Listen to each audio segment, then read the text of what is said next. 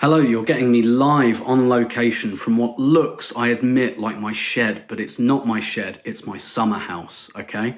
That's the line and I'm sticking to it. Eventually I'm going to turn this into an office space, but that's not important.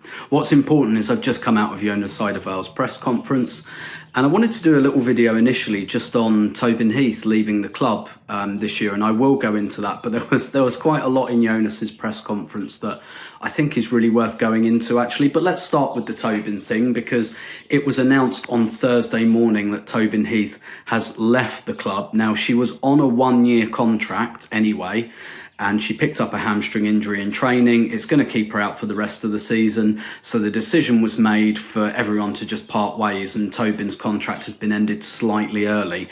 Now, my understanding is that it was a 1+1 contract. So initially she signed a one-year deal with an option for a further year.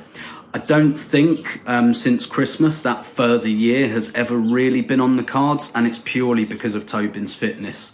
I think she's under 700 minutes played this season. To put that into some perspective, Stina Blackstenius, who signed in January, has already surpassed that. And actually Laura Weinreuter, who signed in January as a backup right back, is close to that as well. So that kind of tells you that Tobin's been a bit of a bit part player. Unfortunately, she hasn't been able to complete 90 minutes this season, and it's purely for fitness reasons.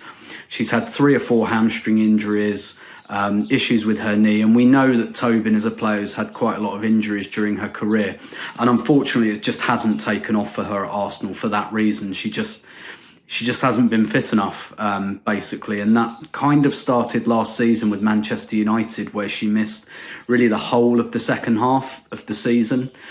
She still made some big contributions for Arsenal, not least that stoppage time equaliser away at Manchester City, and the kind of contribution you'd expect from someone like Tobin, who's a huge player with a huge career, played in more World Cup finals than you can probably, and Olympic finals than you can count on your fingers.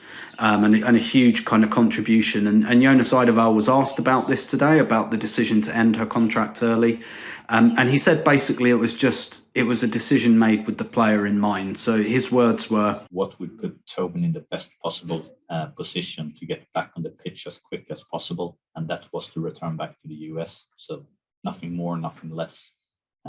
We just took the decisions in regards to what was best for her as an individual in continuing her football career at the way she wanted to.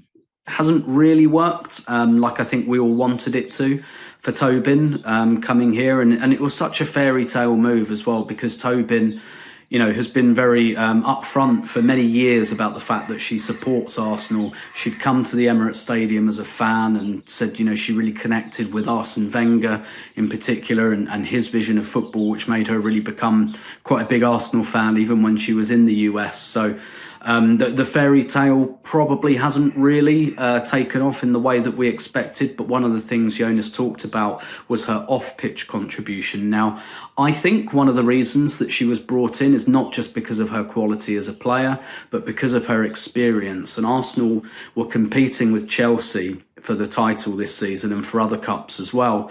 And the thing is with Chelsea, they've all been together for years, that team, and they've won titles and they've won cups together. Arsenal don't have that as much. They brought in 9 players since last summer and a new coach. It's a fairly new team adjusting to a new style.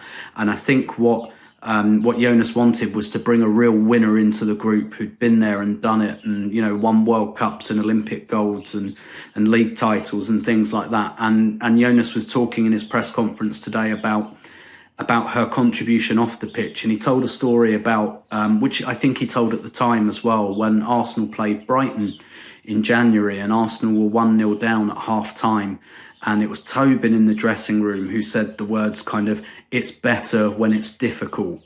And, you know, she gave this speech about it's much more satisfying to win when it's difficult, when you have to work hard for it, because it brings the best out of yourself. And Jonas talked about how important it was for his players to hear something like that from a player like Tobin Heath. Just that sentiment that it's better when it's difficult, and not to look at this as adversity, but as an opportunity to get the best from yourself. And in that game, obviously Arsenal went on to win 2-1, and Jonas talked about Tobin's very real impact on the training ground and off the pitch. And obviously Tobin's a big star and has been for many years, and a lot of those players will have known Tobin from her career, and so it's a shame it hasn't worked out. I have to say I didn't really want to say this at the time because I didn't want to set my Twitter mentions on fire, and I stress this is not a criticism at all, but I did always wonder from the beginning whether, how much Tobin really connected with coming to Arsenal. I don't know what her other offers were. I don't know what was going on in her life and things like that, whether maybe she'd have preferred to go back to the US. I don't know, but and this is not based on information at all, just purely my kind of feeling at the time was I had this wow, like the rest of you, I probably had this kind of wow, it's Tobin Heath, she's coming to Arsenal, the team she supports, and I don't know, I just never got that feeling from her that she was really, really, no, it's certainly not uncommitted. That's not what I'm saying, but I was really expecting like that kind of, that extra, that wow, I'm Arsenal, this is what I wanted. But, I don't know, I'm purely speculating, but I mean, it's fair to say that the fact that the signing didn't quite work as Arsenal fans sort of wanted is purely fitness based. So that's kind of by the by anyway. But some other interesting things to come out of the press conference, I think, which I'll cover off quite quickly. First of all, a lot of eagle-eyed Arsenal fans will have seen that during the week, Jen Beattie put a TikTok out, and on the whiteboard at London Colney in the background, there was a message that said Jordan was here 2010 to 2022. And of course, that's led to speculation about the player leaving. And most of us, myself included, it has to be said, thought that her contract expired this summer. Is there anything to say on her future, or are we in the last few games of the Jordan era at Arsenal? No, Jordan's very important to us. She's under contract for next season. There's not been any talks about her leaving, so that I can, do you say dement? Demand? When you say that you don't deny? We say in Swedish dementera. Oh, I think. Yeah. Okay, that's the word anyways. I knew we would comment.